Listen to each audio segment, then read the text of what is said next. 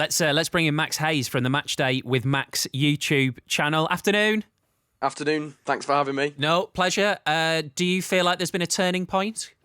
Yeah, I think after the Villa game, I think you could see almost the confidence within the players, and just like Dave said there, the difference in style of play, because ultimately Forest are sat bottom and sat in that bottom three position and really need to pick up results soon. So it's been an urgent thing for Forest to sort out. And of course, Steve Cooper had a new contract the other week, which was big news and probably lifted the players, lifted the fans, and almost lifted the spirits around the club, which probably helped going into that Villa game. But today will be a really difficult challenge away from home against managerless Wolves. But then you look at Forest and you kind of fancy us maybe with the confidence from that draw against Villa. But it's not going to be an easy place to go at all. James, this is a slightly deeper question on Forest, right? But I think it's an important one. We always talk about clubs like Brighton and Brentford about being really well run, and this idea that, you know, the structure off the pitch stays in place, so your manager kind of becomes interchangeable. But what Forest have done is they've given the manager, who was obviously struggling at the time, a new deal, and they've sacked the head of recruitment, and they've sacked the head scout. Is that the wrong way to do it or not? I think generally you would say yes, but Forest, when Steve Cooper went in, I don't think even the most positive fan would have thought in a year they'd been in the Premier League. So they've come up from a league that they probably weren't ready to get out of. They certainly weren't ready to come in and play and compete in the Premier League. So a lot of work had to be done. A lot of players signed, of course, 23 players, which is incredible, but they had to be signed. They had to sign players because, as I said, they weren't geared up or ready, anywhere near ready to play in the Premier League. So Steve Cooper's come in and shown that he can get the team winning, he can improve players, and obviously the owner has felt that recruitment, although the number is very high, has not been good enough for where Forest want to be, and he's shown an incredible amount of faith in the manager, and quite rightly so, because he wouldn't be in the Premier League if it wasn't for Steve Cooper. There's no doubt about it.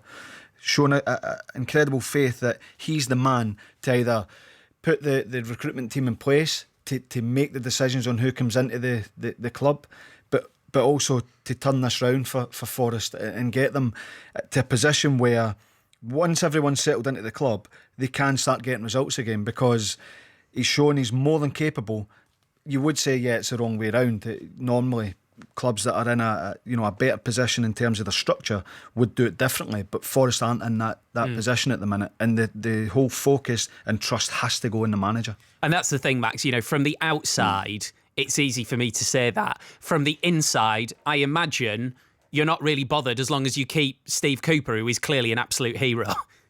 Yeah, I mean, look, Forest have always kind of been, especially last season, I think kind of Steve Cooper came in and obviously completely turned Forest season around. And just like you said, then nobody would have expected Forest to have got promotion. It was a shock for everyone at Forest. But you look off the pitch and we've never been massively stable at times. We've always had a bit of ownership trouble, or there's been a lot of outgoings. You know, I'd like to say that Forest had more outgoings than possibly Downing Street, but maybe not so the case recently. So you kind of look at Forest and you think that why do we have all these outgoings? You appoint a new sporting director and then he leaves after a few months, and you mentioned earlier, you know, Forest have sat their head of recruitment, George Sirios, and head scout Andy Scott, and then they appoint Filippo Garoldi from a former Watford sporting director. He'll bring Premier League experience and obviously kind of stable things up for Forest. But you're right, as long as we kind of stay up, I don't think Forest fans care, and I also think that Forest need to keep Steve Cooper, because let's face it, there's no better man for the job. And you bring all these players in, 23 signings. The worst thing to do is change a manager. It's another fresh face who has to deal with signings that he's had no involvement in, whereas Steve Cooper will get to know the signings as the season goes on. Saying that, it's how much time you kind of wait and give, because it's a results-driven business, and Forest need to start picking up results if they want to stay in the Premier League for sure. Stay with us, Max. Let's just check in at the King Pass. Hayes from the Matchday with Max YouTube channel. Nottingham Forest fan, Statman Dave and James McFadden as well. One of the quotes, Max, that I picked up from Steve Cooper, and this is after the Leicester game, the 4-0 defeat, is he said, "We are not a team," which just goes to show, with him with this new contract, in some ways, might it be an even bigger job than getting promoted to keep this group of new individuals who don't know each other in the Premier League?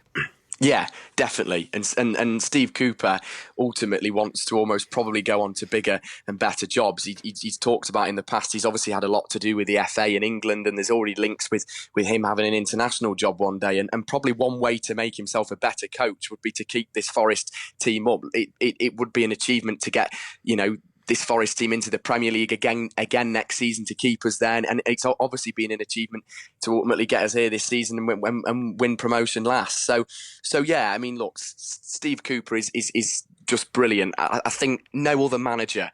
I'd probably actually say at the moment, when I kind of look at other clubs and maybe the disconnect between fans and managers, whereas Steve Cooper always has a connection with the fans. I was stood in the away end at Leicester City a few weeks ago when we were 4-0 down, and in the 82nd minute, the fans are still singing Steve Cooper's name and saying that he's magic, and that just goes to show that Forest fans are willing to back him, willing to back the team, no matter really how long it takes. I mean, some Forest fans have already put bold predictions out there that even if we go down this season and get relegated, they'd rather have Steve Cooper at the helm next season. And I have to agree, because there's no one out there that could probably do a better job at the moment. Who's been the best of the new signings, Max? That's a difficult question. It depends if I can remember them all. Don't list them all. I won't. Don't worry. I'd probably look at someone like who's actually injured at the moment, Nia Karte, who is a player that Forest crave at the back, and even though he only played a few games at the start of the season, he just came in, he steadied the ship, and he just looked like he was ready.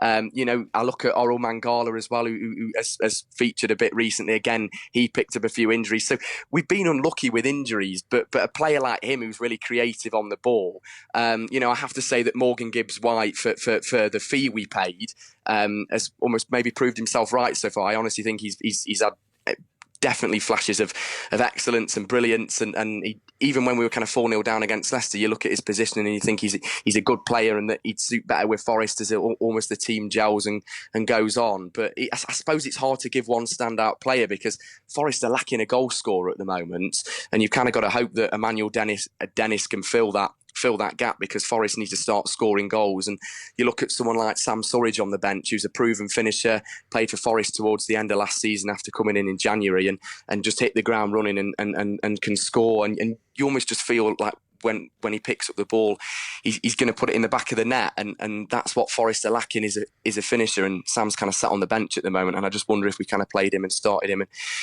what he could do and what he could bring to Forest. Great stuff, Max. Thank you very much. Max Hayes there from the Matchday with Max YouTube channel. James, you're done as well.